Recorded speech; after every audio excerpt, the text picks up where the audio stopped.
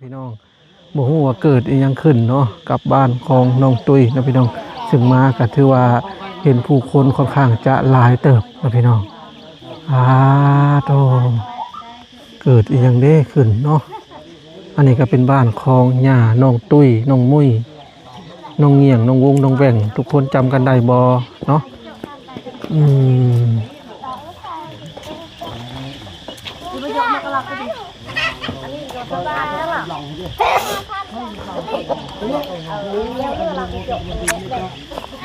สบายดีสบายดีเกิดอีหยังขึ้นยายคือคนหลายแท้น้อยคนมากินดองลูกเอ้ยมากินดองน้อยดองผู้ใดอ่ะน่ะดองนางหมุยน้องมุ้ยเอาผัวแล้วเอาผัวเลยได้ลูกปาโธ่เอาได้จักเดือนแล้วยังไม่ทันได้มื้ออื่นจะกินดองนั่นเด็กงัวบักใหญ่นี่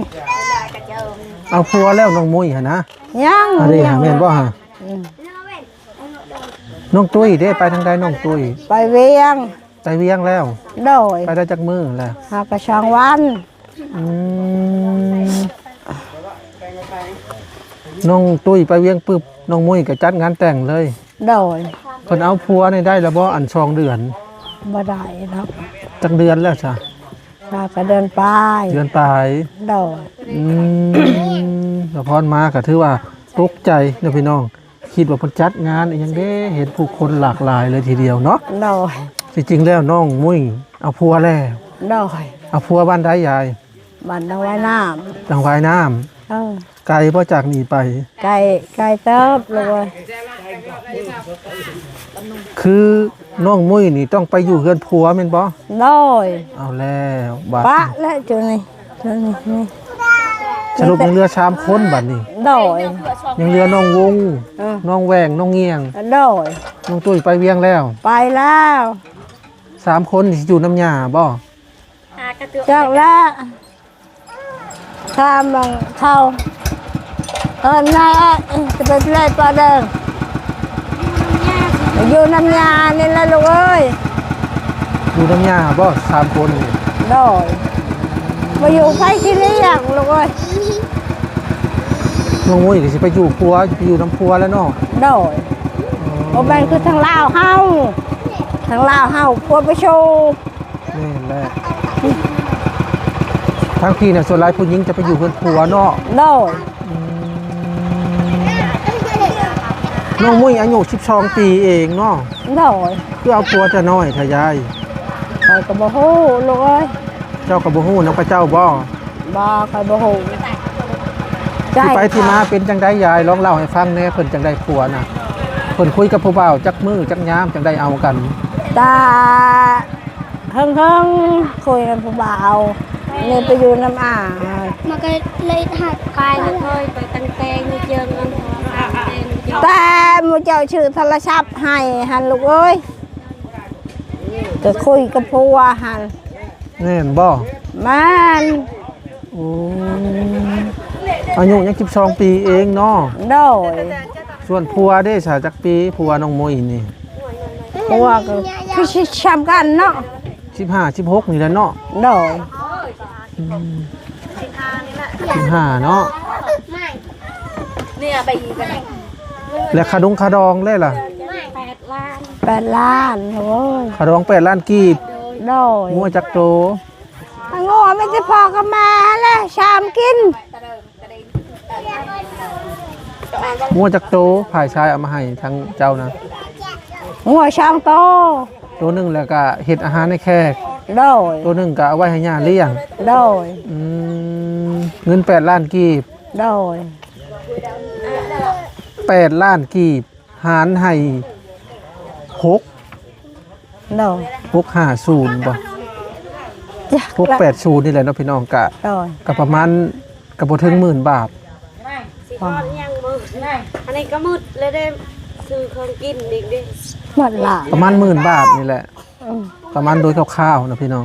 โดยแต่ว่าเงิน8 ล้านนี่ทั้งฝ่ายชายเอามาให้เบิดละบ่ยัง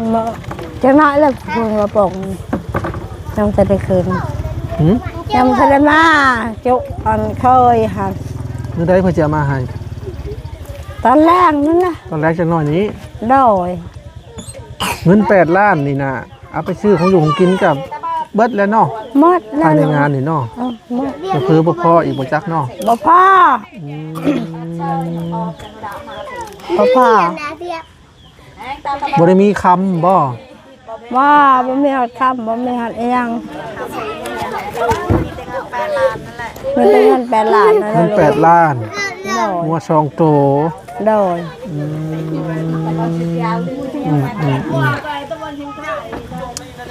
นี่ใช้น้องโมอีกนะ ก็ไปทำงาน เอิ้นเพิ่นลงมานี่ดูอยากถามเพิ่น จ้างไปได้จ้างไปได้ ตอนแรกนี่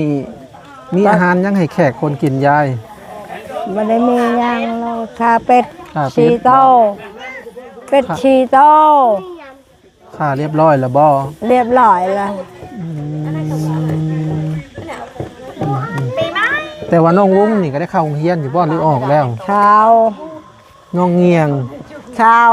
น้องแวง ข้าว สรุป3คนเนาะยังเข้าโรงเรียนอยู่เนาะ โดย สรุปแล้วก็คือไป2คนเนาะพี่น้องน้องตุ้ยก็ไปทำงานอยู่เวียงน้องมุ้ยก็ไปสู่เฮือนผัว โดย แต่ว่าในอนาคตนี่น้องตุ้ยบางทีมีผัวก็สิได้ไปอยู่เฮือนผัว โดย เพราะว่าเป็นประเพณีทางเจ้าเนาะ โดย สิ่งหลักๆที่อยู่ในเฮือนนี่คือ2คนผู้ชายเนาะ โดย น้องวงกับน้องแวงนี่อาจจะได้อยู่เฮือนหลังนี้เนาะ โดย หรือว่าจังใดเข้ามาน้องมุ้ย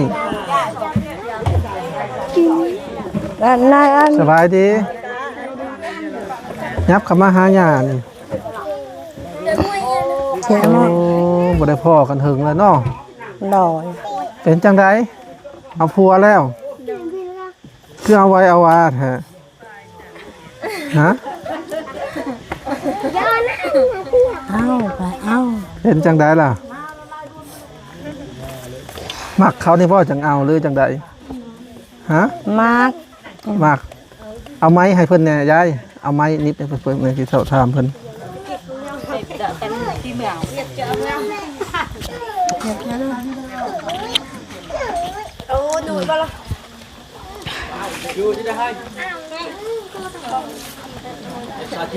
คุยกันจากเดือนน้องมุ้ย ประมาณ3 เดือน 3 เดือน โดย แสดงว่าคุยกันตั้งแต่มีโทรศัพท์บ่ โดย เห็นกันอยู่ไสล่ะ เป็นกันนำโทรศัพท์ในโทรศัพท์ ไปฮะ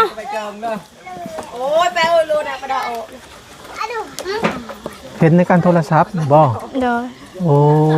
คุยกันตั้งแต่3 เดือนว่าง่ายๆก็คือตั้งแต่มีโทรศัพท์ โดย ก็คือน้องมุ้ยนี่ไปอยู่เฮือนผัวน่ะ1 คืน โดย แต่ว่าเฮือนผัวนี่ก็มีคนหลายอยู่บ่ 5 คน 5 คน โดย มีพ่อมีแม่แล้วก็มีญาติพี่น้องของข้าเจ้า โดย ครอบครัวเขาเป็นได้ชาวอยู่พุ่นอึดข้าวอึดน้ำคือกันบ่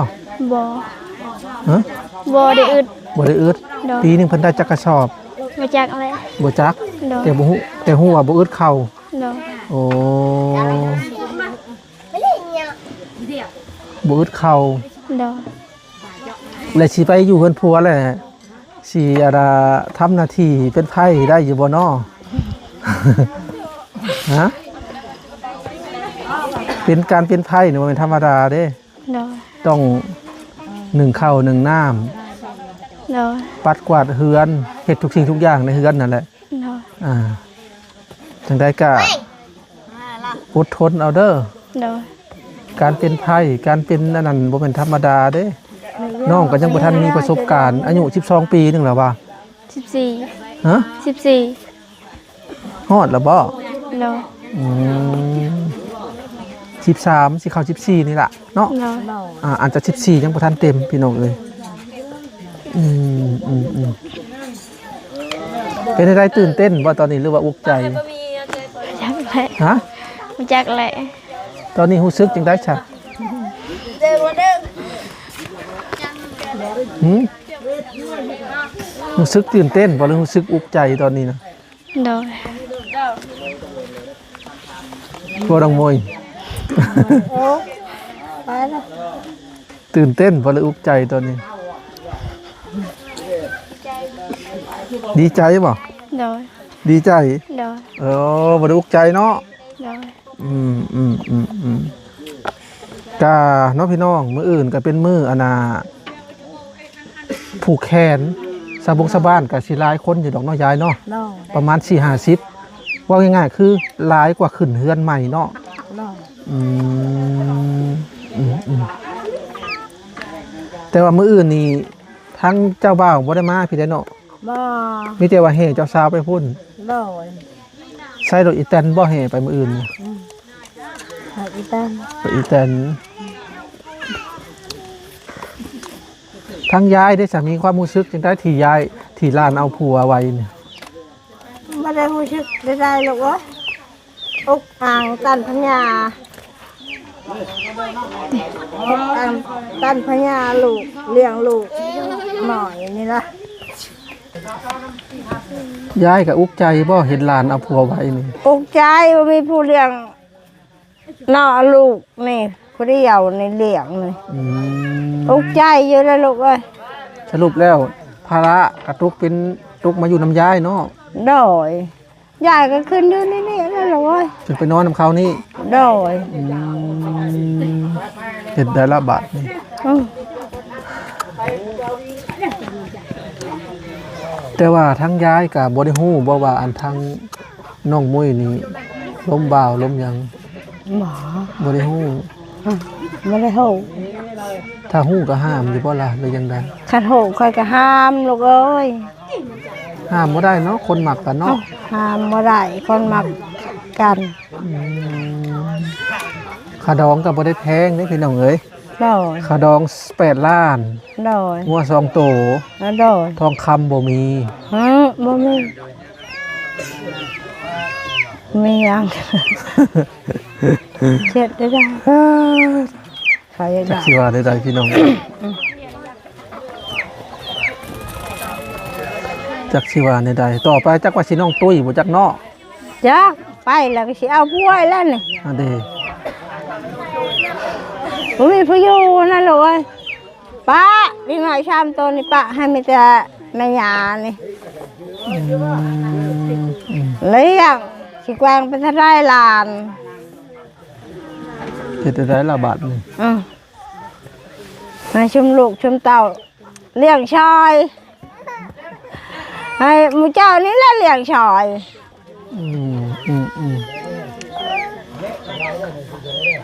สรุปเฮือนหลังนี่นะผู้ชายได้มีสิทธิ์แม่นบ่ โดย หรือว่ามีสิทธิ์เบิดทุกคนนั่นแหละเนาะถ้าว่าผู้ใดอยากมาอยู่แบบมานอนมันยังก็ได้เนาะแต่ว่าหลักๆนี่คือผู้ชายน้องวงน้องแวงนี่ก็สมมุติว่าเพิ่นใหญ่มาเพิ่นเอาเมียก็ส่วนเราจะมาอยู่เฮือน มา เนาะ อยู่เฮือนนั่นล่ะ แต่ว่าเขตท่านนี่น่ะผู้หญิงจะไปสู่ผัว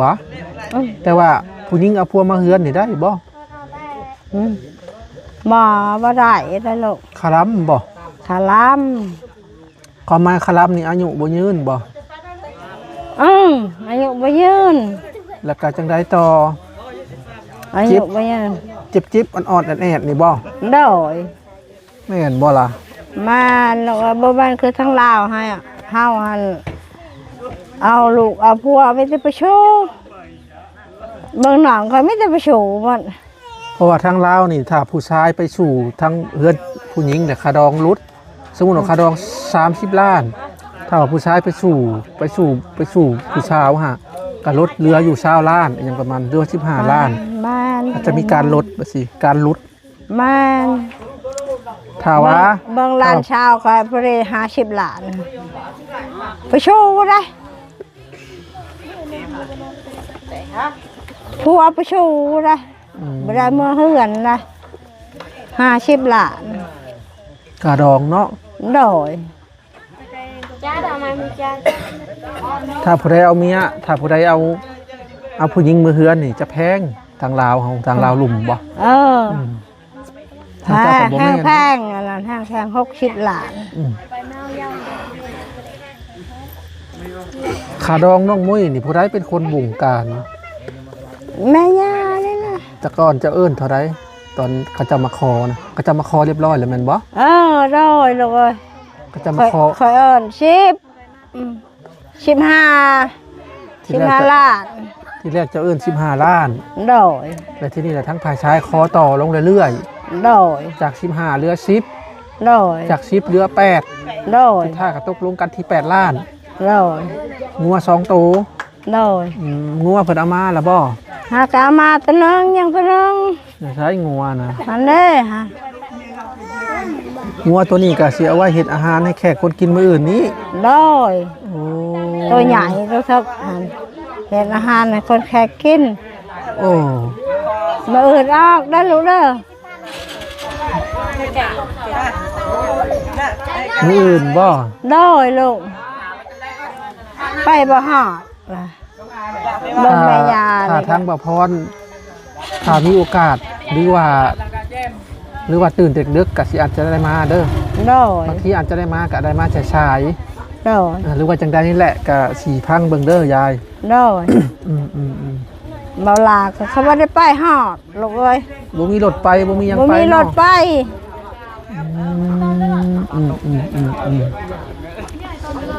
เนาะ ปลาตัวเองเนาะลาลาไม่เม็ด ครัวเป็ดจักโตละยายตอนแรงนี่ เป็ดชีโต 4โต เจือได้ฮะโดยลูกเอ้ย ครัวให้แขกกินนี่แหละเนาะ อืม บ่มีจักที่ว่าใด เออ ๆเป็ดเอามาแต่ใช้ละยาย เป็ดในเฮือนนี่แหละลูกเอ้ย เป็ดในเฮือนนี่ โดย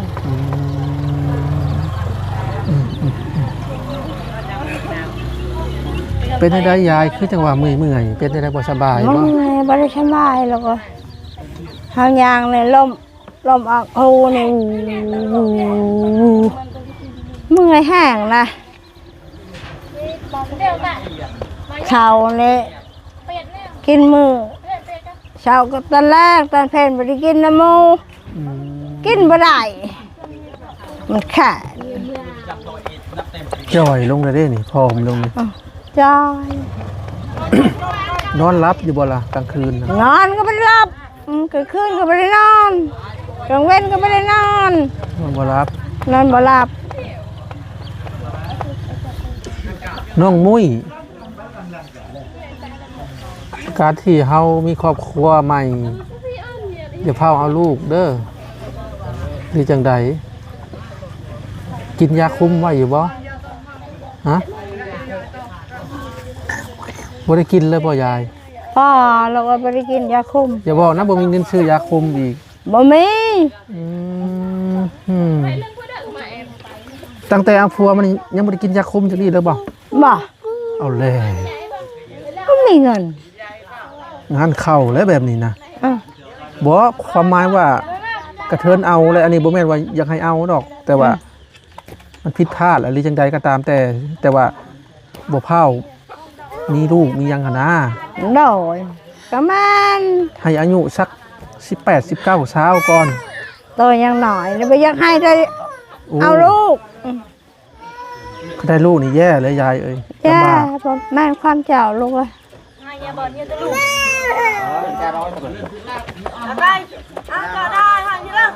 ไปซักบ่ล่ะให้เขามาซักเดือนหนึงบ่ได้กินเลยบ่น้องมุ้ยปลาเฮ็ดได้ล่ะ สมมุติว่ามีลูกขึ้นมาแล้วเฮ็ดได้ล่ะบัดนี้สิพากันเลี้ยงกุ้มบ่ ย่านเข้ากลุ่ม หืม กลุ่มอย่ารัก น้องพี่น้อง อุกอ่างเขาก็อุกอ่างแล้วก็อุกน้ำลูก คือบ่กินยาคุม ก อะไร น้ำลาย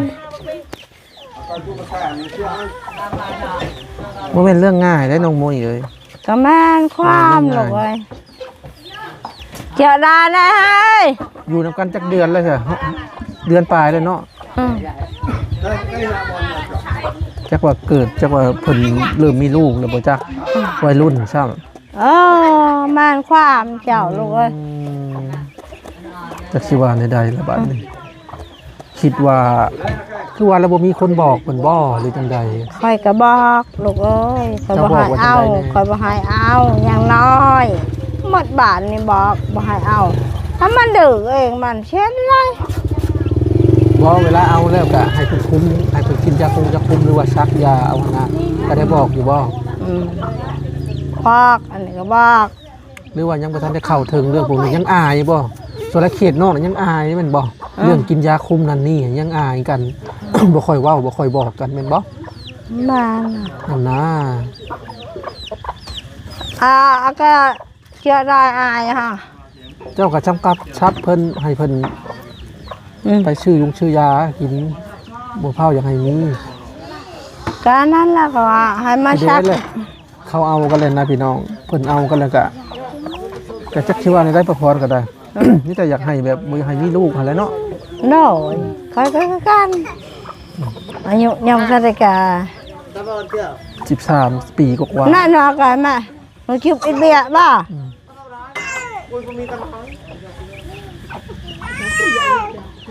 มื้ออื่นจักโมงเลยอันเฮน้องมุ้ยไปพุ่นน่ะ ประมาณ8 โมงเลยว่า 9 โมงได้บ่เราถ่าจุ่มข่อยนำ ข่อยมา8 โมง 9 โมงฮอด จะมาจะบ้านใช่ไหมค่ะ 9 โมงเนาะ โดย หวยละนกไปแซะ ก็ยังบ่ช้าปานใดดอกเด้อ โดย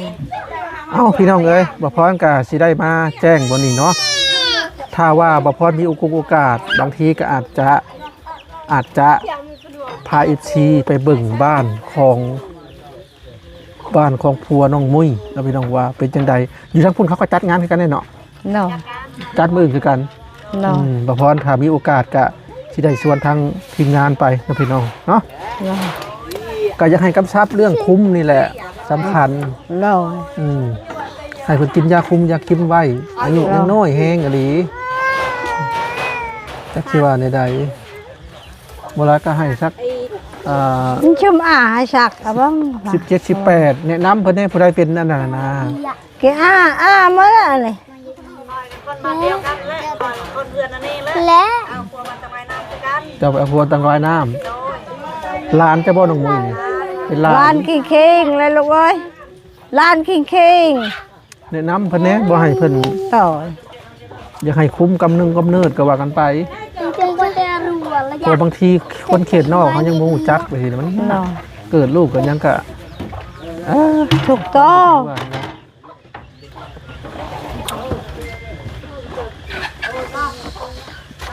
ไปยี่นี่ไปทำไปเนาะ มืออื่นเนาะก็เป็นมืออันผูกแขน โด ผูก ย แขนน้องมุ้ยแล้วก็ ได้ ส่งเพิ่นไปสู่ผัว โดย มืออื่นถ้าว่าบ่พรมีโอกาสเนาะพี่น้องก็สิได้อานานี่แหละพาซีมาเบิ่งคือกันเนาะทีแรกบ่พรก็บ่ได้ฮู้ได้ว่าเพิ่น เอาผัวแล้วพี่น้องก็พอดีว่ามาสิมาอัปเดตเพิ่นหั่นแหละ โดย บ่พรน่ะมาตั้งแต่เว้นๆเนาะพี่น้องมาตั้งแต่บ่าย3แต่พอดีตีรถหัวแล้วก็เลย โด ไป ย หาห้านเปลี่ยนใส่ยางในรถก็เลยช้าเวลาไปชั่วโมงกว่าๆเนาะ โดย ก็เลยมาขับนะพี่น้องมาผัดเห็นกับเจ้ากลางตรงกลางเต็นท์เนาะก็เลยว่าโอ้เป็นอีหยังเด้กันถามไปถามมาผัดว่าน้องมุ้ยเอาผัวเนาะพรก็จะคิดว่าได้พี่น้องเอ้ยเอาละยายแล้วก็ทั้งน้องๆสำหรับคลิปนี้บ่พรสิขอตัวลำลาเลยเด้อ โดยลูกเอ้ย มีแต่ว่ามืออื่นหรือว่ามือใหม่ก็สิได้มาอัน มาเลยเลยลูก ใหม่เด้อ มานำกันแล้วมากินนำกันนะลูกเอ้ย อืม อย่าปะอย่าไล่ก็ได้ บางทีก็สิพยายามมาแต่เช้าอยู่มืออื่นเด้อ โดย สิชวนทางทีมงานมานำ โดย ทีมงานก็คือบ่าวลาเลยพี่น้องส่วนบ่าวน้อยเพิ่นก็ โดย เมื่อพักพื้นอยู่บ้านว่าซั่นซะ โดย อีก3-4วันข้างหน้าเพิ่นก็สิมาฮุบเอาเครื่องเอาของเพิ่นจากจุดชุมแล้วก็เมื่ออยู่บ้าน โดย เพิ่นหายดีพุ่นละเพิ่นจึงมาเนาะ โดย เพราะว่าอยู่เขตแถวนี้นะเวลาเป็นยังงานก็ค่อนข้างจะยากเด้อพี่น้องเอ้ย โดย ไกลห้องหมอเด้ห้องหมอกับปุ๊กอยู่ในเมืองปุ๊100 กว่าลักกว่าจะฮอดถ้าว่าอยู่เขตแถวบ้านบ่พรก็20 กว่าลักก็ฮอดแหละก หมอใหญ่หมอนั่นนี่เนาะ เนาะ เอาละสำหรับคลิปนี้บอกพรขอตัวลำลาเลยเด้อ น้อย มืออื่นหรือว่ามื้อหน้าสิมาเยี่ยมยามใหม่ เนาะ ไปแล้วสบายดี สบายดี